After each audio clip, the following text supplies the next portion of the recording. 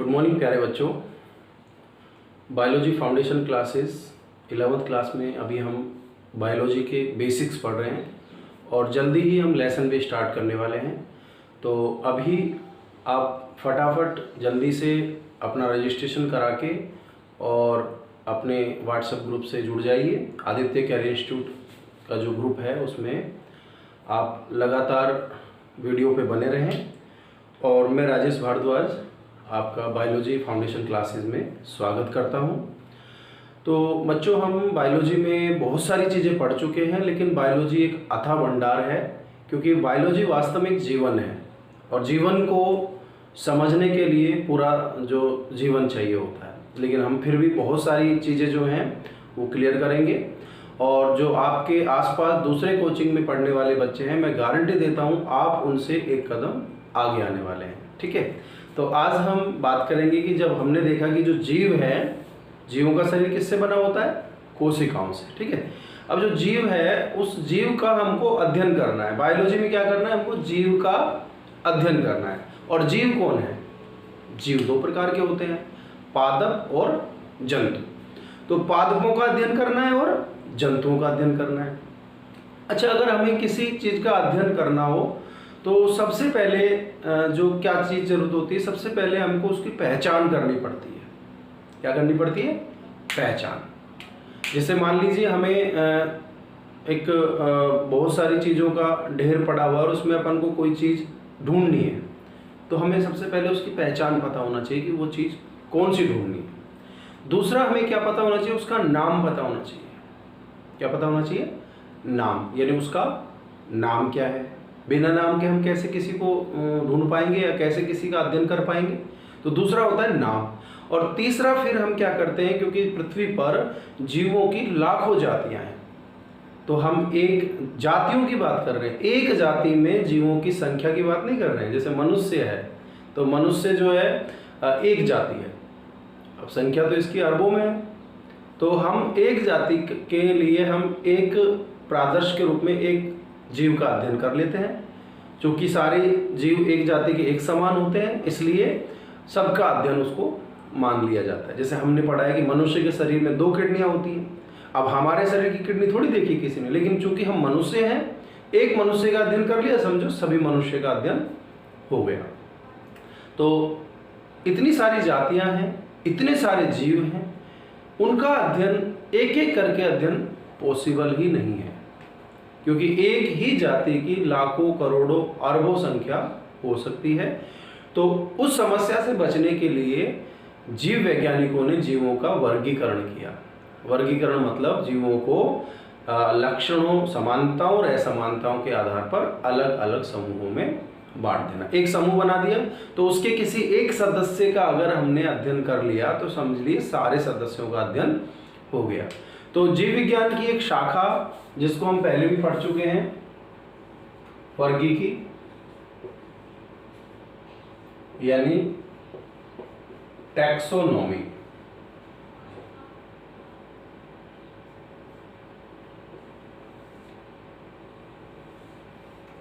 ये जो टैक्सोनॉमी है, इसमें ही हम जीवों का अध्ययन, उनका नामकरण, उनकी पहचान, ये सारे कार्य करते हैं। तो जीव विज्ञान की जो शाखा है टैक्सोनॉमी यानी वर्गीकी, उसके बारे में आज हम पढ़ेंगे। तो यहाँ देखो 2 वर्ड से मिलकर ये बना हुआ है। ठीक है, तो यहाँ पर एक तो वर्ड है टैक्सा, ठीक है, और एक वर्ड है नोमस। तो टैक्सा और नोमस।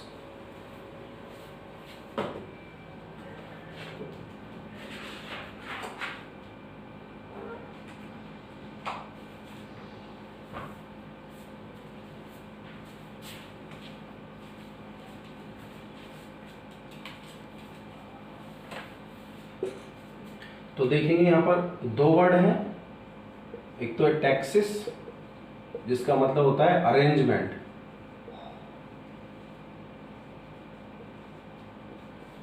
और एक होता है नोमोस, जिसका मतलब होता है लॉ।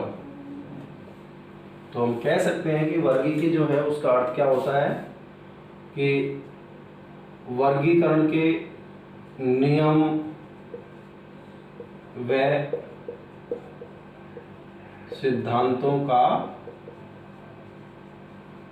अध्ययन, यानी कि जीवों को एक व्यवस्थित क्रम में उनको अरेंज करना, व्यवस्थित करना और उनसे संबंधित नियमों का निर्धारण करना। तो यहाँ पर हम क्या पढ़ेंगे, एक्चुअल में जो वर्गीकी है, वर्गीकी को हम 3 स्टेप में कंप्लीट करते हैं। सबसे पहले किसी भी जीव की पहचान, फिर उस जीव का नामकरण, फिर उस जीव का वर्गीकरण। यानी सबसे पहले उसका आइडेंटिफिकेशन, फिर उसका nomenclature and then classification. 3 step में अपन इसको कंप्लीट करते हैं। वर्गीकी जो शब्द है वो सबसे पहले एपी डी कंडोले ने दिया था। ठीक है, तो कंडोले ने वर्गीकी शब्द का सबसे पहले प्रयोग किया था, लेकिन वर्गीकी का जो जनक है वो हम कहते हैं कैरोलस लीनियस को। कैरोलस लीनियस को हम वर्गीकी का जनक कहते हैं और एपी डी कंडोले को वर्गीकी शब्द देने का श्रेय दिया जाता है। ठीक है, तो अब इस टॉपिक में हम क्या देखते हैं कि सबसे पहले जीवों को पहचाना जाता है, फिर उनका नामकरण दिया जाता है, फिर क्लासिफिकेशन उनका किया जाता है। ठीक है, अब इनके नामकरण से संबंधित जो है यहाँ पर 2 ब्रांचेज बनाई गई है। एक होती है ICBN, एक होती है ICZN। इसमें कुछ कोड होते हैं जो कि पौधों के नामकरण से संबंधित होते हैं और इसमें कुछ कोड होते हैं जो जंतुओं के नामकरण से संबंधित होते हैं। यानी इसका पूरा नाम होता है international code for botanical nomenclature.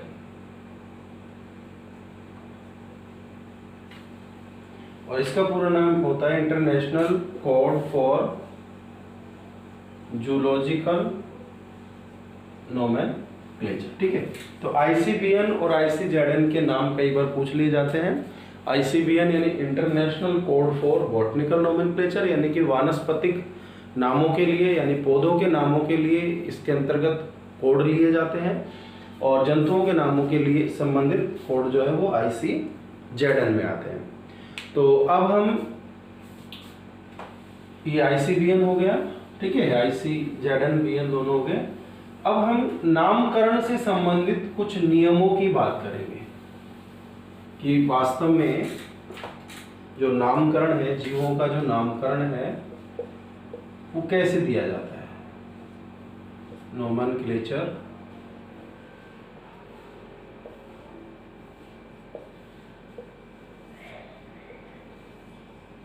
तो जीवों का जो नामकरण है उसको 2 कोड होते हैं, बताया भी, ICBN और ICZN। जीवों का जो नामकरण है उसके लिए सबसे पहले कैरोलस लीनियस ने द्विपद नाम पद्धति,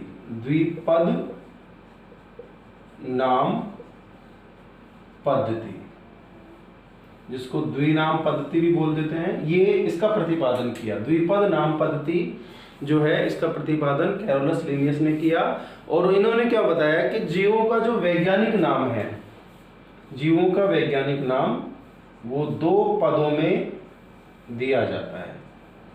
वैज्ञानिक नाम कितने पदों से मिलकर बना होता है? 2 पदों से मिलकर बना होता है। लेकिन अभी हम बात करेंगे कैरोलस लीनियस ने ही जो नामकरण पद्धति दी, इसके अंतर्गत जो नामकरण के कुछ बिंदु निर्धारित किए गए, वो बिंदु कौन कौन से थे? सबसे पहला बिंदु यही था कि जीवों का वैज्ञानिक नाम द्विपद नाम पद्धति के अनुसार होना चाहिए। द्विपद नाम पद्धति के अनुसार होना चाहिए। द्विपद नाम पद्धति क्या कहती है कि जीवों का जो नामकरण है वो 2 पदों में होता है, 2 पदों में होता है। वैज्ञानिक नाम, जीवों का वैज्ञानिक नाम 2 पदों में दिया जाना चाहिए, जिसमें प्रथम पद जो है वो तो उस जीव का वंश होता है और द्वितीय जो पद होता है वो उस जीव की जाति को निर्धारित करता है। 2 पद हो गए, प्रथम पद द्वितीय पद। प्रथम पद वंश और द्वितीय पद जाति। प्रथम पद को हम जेनेरिक नेम बोल देते हैं और द्वितीय पद को स्पेसिफिक एपिथेट बोल देते हैं। ठीक है, तो जैसे अपन एक उदाहरण लें, मनुष्य, तो मनुष्य का वैज्ञानिक नाम होता है होमो सेपियंस। अब होमो तो है हो गया प्रथम पद और सेपियंस हो गया द्वितीय पद। तो ये तो हो गया इसका वंश, यानी हमारा मनुष्य का वंश क्या है, होमो है, और मनुष्य की जाति क्या है, सेपियंस। ठीक है, तो होमो सेपियंस। ठीक है, होमो सेपियंस हमारा जो है वो वैज्ञानिक नाम है। तो पहला तो हो गया। द्वितीय पद जो द्विनाम पद्धति के अनुसार नाम होना चाहिए। एक पौधे का भी उदाहरण ले लेते हैं, जैसे पौधा है सरसों, तो वैज्ञानिक नाम होता है इसका ब्रेसिका कैम्पेस्ट्रिस।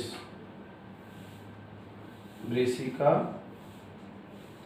कैम्पेस्ट्रिस, तो ब्रेसिका तो वंश हो गया, कैम्पेस्ट्रिस जाति हो गई, प्रथम पद और द्वितीय पद। तो ये हो गया पहला पॉइंट कि वैज्ञानिक नाम द्विपद पद्धति के अनुसार दिए जाते हैं। दूसरा पॉइंट देखें तो वैज्ञानिक नाम सदैव लैटिन भाषा में होने चाहिए।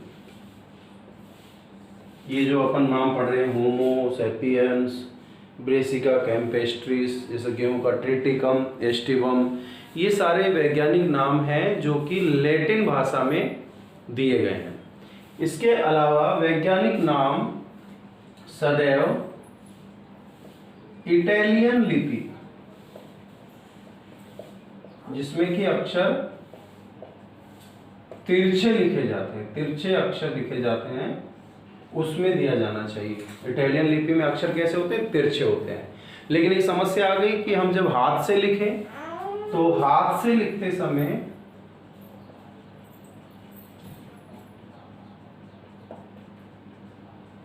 जो नाम है उनको वंश व जाति जो है उनको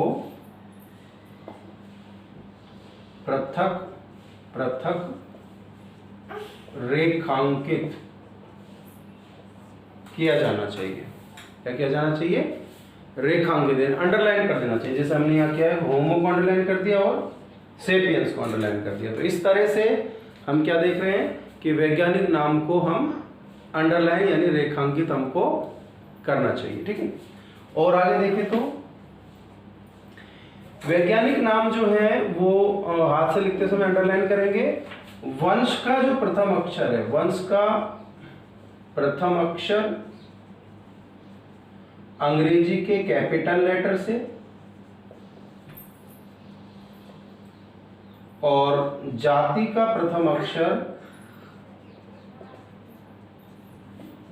अंग्रेजी के स्मॉल लेटर से शुरू करना चाहिए। जैसे हमने देखा कि होमो में वंश का प्रथम अक्षर एच कैपिटल लिखना है और सेपियंस में जाति का प्रथम अक्षर एस स्मॉल लिखना है।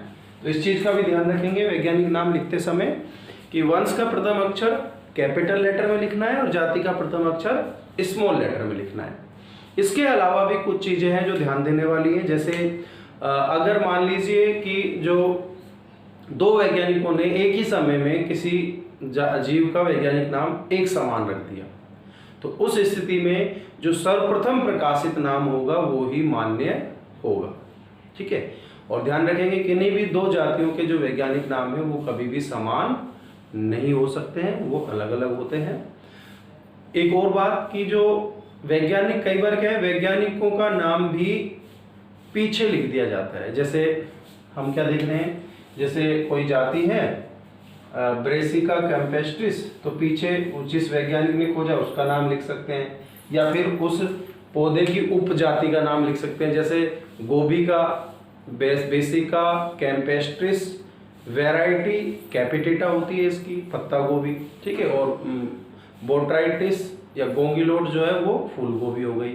तो इस तरह से हम जीवों का वैज्ञानिक नाम लिख सकते हैं। वैज्ञानिक नाम लिखने से जो फायदा होगा वो क्या होगा, हालांकि ये नाम थोड़े टिपिकल होते हैं लेकिन इनका फायदा क्या होगा, जैसे मान लीजिए हम किसी एक जीव का अध्ययन करना चाहते हैं तो अलग अलग क्षेत्रों में उस जीव के अलग अलग स्थानीय नाम होते हैं, तो एक कन्फ्यूजन क्रिएट हो जाता है।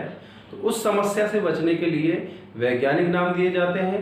किसी भी विश्व के किसी भी देश में किसी भी कोने में अगर आप जाकर उस पौधे की स्टडी करना चाहें तो उस पौधे का वैज्ञानिक नाम हर क्षेत्र में एक ही मिलेगा, ठीक है। यानी कहीं भी चले जाइए मनुष्य का वैज्ञानिक नाम होमो सैपियंस ही होगा। तो बच्चों, ये जो आज हमने नामकरण पढ़ा ये आपको समझ में आया होगा। अच्छी तरह से इसकी स्टडी करें, इसको कॉपी में नोटबुक में राइट डाउन करें और लगातार अपनी पढ़ाई को जारी रखें। Be safe, stay home.